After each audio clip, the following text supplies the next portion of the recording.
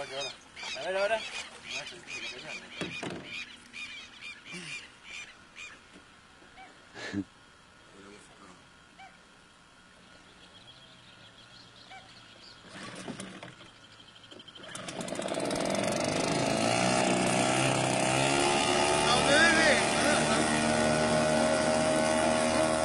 Me tiene el culo de agua, me tiene el culo de agua.